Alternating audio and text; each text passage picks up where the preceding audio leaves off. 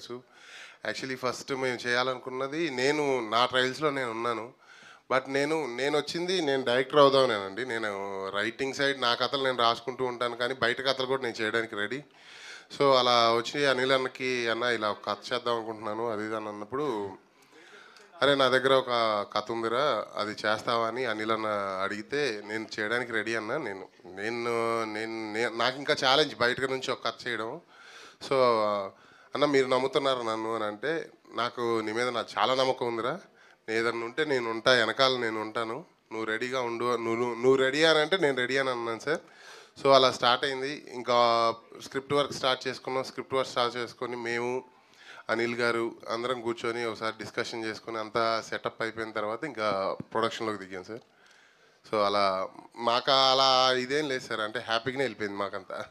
Okay Anil గారు మీరు ఇంతకుముందు చేసిన పొలిమేర 2కి ఇప్పుడు 12 రైల్వే కాలనీకి హాయ్ సార్, ఏంటి డిఫరెన్స్? కదండి అంతే డిఫరెన్స్. అంటే అవి థ్రిల్లర్సే కదా, సస్పెన్స్ థ్రిల్లర్స్. ఇవి కూడా, ఇది మిస్టిక్ ఉందా లేదా హర్రర్ థ్రిల్లరా? అంటే ఫస్ట్ నుంచి నేను చెప్తాను, ఇందులో హారర్ ఆస్పెక్ట్ చాలా అసలు మినిమల్ థింగ్ అనమాట. మీరు హారర్ అంటే వచ్చేసి భయపెట్టేస్తాడు ఇప్పుడు నన్ను, అంటే సీట్ ఎడ్జ్లో ఉండి అమ్మా అనే ఒక షాక్ అట్లాంటివి ఏమీ ఉండవు. కాకపోతే ఒక పారానార్మల్ టింజ్ ఉంటుంది అంతే. అంటే పారానార్మల్ అంటే ఒక సూపర్ న్యాచురల్ థింగ్, అది డివైనిటీ అవ్వచ్చు లేదా ఈ బ్లాక్ మ్యాజిక్స్ ఇది అవ్వచ్చు, ఏదో ఒకటి. సో అట్లాంటి దాంతో ఒక క్రైమ్ థ్రిల్లర్ అనమాట. అందులో కూడా మళ్ళీ ఇంకొక మంచి లవ్ స్టోరీ కూడా ఉంటుంది. It's a blend of all genres. చాలా వరకు ఒక 3-4 మంచి ఒక లవ్ స్టోరీ ఉంది, ఒక మంచి మర్డర్ మిస్టరీ ఉంది, అట్ ద సేమ్ టైం కొంచెం చిన్న పారానార్మల్ టింజ్ కూడా ఉంది. వీటన్నిటికీ తోడు ఒక మంచి స్క్రీన్ ప్లే ఉంది. నాకేంటి అంటే ఈ థ్రిల్లర్స్ రాసుకోవటం చాలా ఒక కిక్ ఇస్తుంది. సో దీనికి పొలిమేరకి దీనికి కంప్లీట్లీ కథ డిఫరెన్స్. అందులో ఒక రూరల్ స్టోరీ, ఇందులో వచ్చి కొంచెం ఒక అర్బన్ స్టోరీ అంతే. నరేష్ గారు కంటిన్యూగా సీరియస్ సినిమాలే చేస్తున్నా అనే ఫీలింగ్ లేదా? బ్రేక్ తీసుకుందాం అని రావట్లేదా? మళ్ళీ కథ రాగానే ఒప్పేసుకుంటున్నారా? రఘు గారు 10 సంవత్సరాల ముందు ఏం అడిగారు అయితే, ఎప్పుడు కామెడీ సినిమాలు చేస్తారు సీరియస్ సినిమాలు చేయరని అడిగారు. ఇప్పుడు సీరియస్ సినిమాలు చేస్తే కామెడీ ఎప్పుడు అంటున్నారు.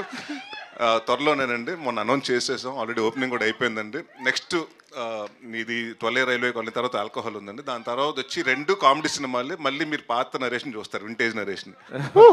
ఇది నా సామిరంగా సినిమా టైంలో కమిట్ అయ్యారా కంటిన్యూషన్? ఇప్పుడు తర్వాత ఈ కథ విన్నారా, అప్పుడే విన్నారా చిట్టూరు గారితో కంటిన్యూషన్ గురించి? లేదండి, అప్పుడు ఆ రోజు చెప్పాను కదండి, సక్సెస్ అయిన మీట్ తర్వాత అన్నపూర్ణ నుంచి కిందకు దిగుతుంటే మెట్ల దగ్గర వచ్చిన కార్ పార్కింగ్లో మాట్లాడితే, అప్పుడు అంటే ఆయనతో నాకు కంఫర్ట్ ఉందండి, నా వర్కింగ్ స్టైల్ ఆయనకు నచ్చింది, ఆయన వర్కింగ్ స్టైల్ నాకు నచ్చింది. సో మళ్ళీ ఇంకో సినిమా చేద్దామని చెప్పారండి.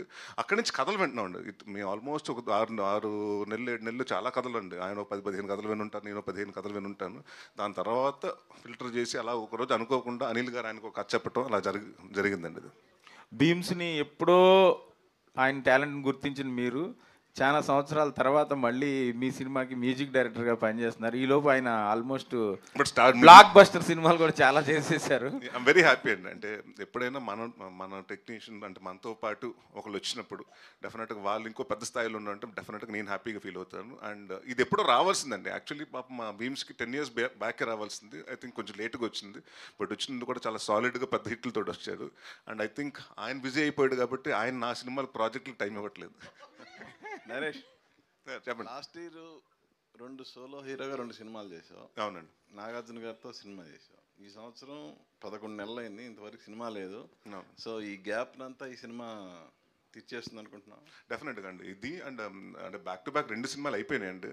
మధ్యన స్ట్రైక్ రావటం, వర్షాలు కారణం ఈ సినిమా డిలే అవ్వటం కొంచెం అలాగే జరిగినాయండి. I think number of cinemas quantity పెట్టుకోలేదు. నేను సంవత్సరానికి ఇన్ని సినిమాలు తీయాలని. కరెక్ట్ టైము అండ్ మనకు రిలీజ్ డేట్ కూడా కుదరాలి కదండి. అంటే it has to be like మనకు కొంచెం మంచి రిలీజ్ డేట్, సోలో విండో దొరికితే కొంత మనకి అంటే వేరే పెద్ద సినిమా కాంపిటీషన్ అయినప్పుడు చేద్దామని ఫస్ట్ నుంచి నేను చిట్టూరు గారు అనుకున్నామండి. సో ఆ డేట్ కోసం మేము వెయిట్ చేస్తున్నామండి, మంచి డేట్ కోసం. అనిల్ గారు హాయ్ సార్. షో రన్నర్ అంటే ఇది యాక్చువల్గా ఓటీటీస్ వెబ్ సిరీస్ వీటికి విన్నాం షో రన్నర్ అని. ఫస్ట్ టైం ఒక మూవీకి షో రన్నర్ అని వేసుకుంటున్నారు, ఏంటి?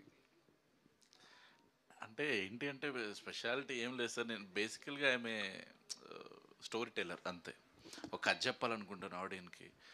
అది డైరెక్టర్ కావచ్చు, సార్ రైటర్ దర్శక్ కావచ్చు. పర్యవేక్షణని కొంచెం ఇంగ్లీష్లో మార్చి షో రన్నర్ పెట్టుకున్నారు స్టైలిష్గా అంతే. అలా కూడా అనుకోవచ్చు సార్. బట్ నేనేంటంటే ఆ డిఫరెన్సియేషన్ ఏం చూడలేదు. ఒక కథని ఆడియన్కి తీసుకెళ్ళాలి, అది రైటర్ కావచ్చు, డైరెక్టర్ కావచ్చు, షో రన్నర్ కావచ్చు, అలా అని ఎట్లా అన్నా తీసుకెళ్ళాలనిపించింది ఈ కథ ఒక మంచి కథని, అంతే సార్. కామాక్షి గారు. హాయ్ నే మైసెల్ఫ్ హేమమాలియే. First of all congratulations.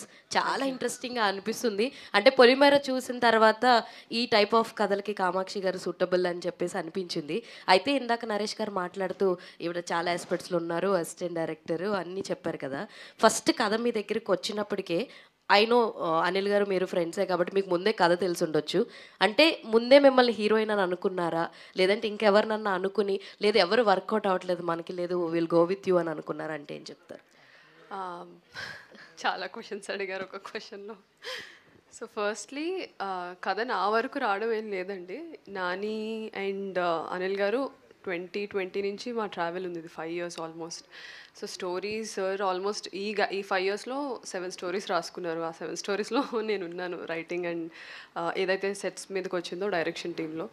So Anil గారు వాజ్ స్టోరీ ఎప్పుడైతే ఫినిష్ అయిందో అల్లరి నరేష్ గారు ఓకే చేశారు స్క్రిప్ట్. చిట్టూరి గారికి the first name he proposed was my name. And Chitturi గారు ఆల్రెడీ యాజ్ అ పర్ఫార్మర్గా నా ఫిల్మ్ చూశారు పొలిమేర, మీరందరూ కూడా చూశారు. So he was like why not.